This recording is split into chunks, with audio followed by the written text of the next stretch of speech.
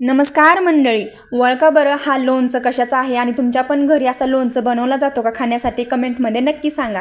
माझ्या सासूबाईंनी शेतामधल्या निघालेल्या भुईमुगाच्या शेंगा दिल्या होत्या, जे की आम्हाला खूप आवडतात उकडून. म्हणून मी इथं गॅसवरती शेंगा मस्तपैकी मीठ आणि पाणी टाकून उकडायला ठेवलेल्या आहेत. आणि इकडे तुम्ही बघू शकता शेतातली गावरान भेंडी पण माझ्या सासूबाईंनी दिलेली आहे. तर याच गावरान भेंडीची मी भाजी पण करणार आहे. आणि इकडे माझ्या बाळांना देवपूजा करून घेतलेली आहे. तेवढंच माझं काम हलकं झालेलं आहे. भुईमुगाच्या शेंगा तर उकडलेल्या खूपच आवडतात, पण ते बघितलं ना आगाऊ काम किती झालेलं आहे. सगळ्या गॅसवरती पाणी ओतू गेलेलं आहे. शेंगा तर झालेल्या आहेत आपल्या शिजून. आता इकडे मी गावरान भेंडीची भाजी करून घेणार आहे. तर गॅसवरती कढई ठेवली आहे आणि कढईमध्ये थोडंसं मी तेल टाकलेलं आहे आणि तेलामध्ये जिरी मोहरी चांगली तडतडू दिली ना की त्याच्यामध्ये आपल्याला लसूण टाकून घ्यायचं आहे.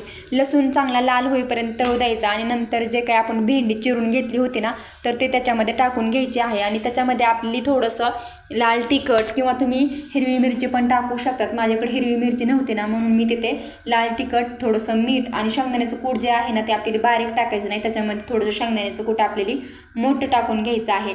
चला तर मग भाजी तर भेंडीची झाली होती, पण आता त्याच्याबरोबर खायला भाकर लागत होती ना, खायला भाकरी बरोबर खायला मस्त लागते. म्हणून मी इथे काय केलेली आहे, भाकर करून घेतलेली आहे.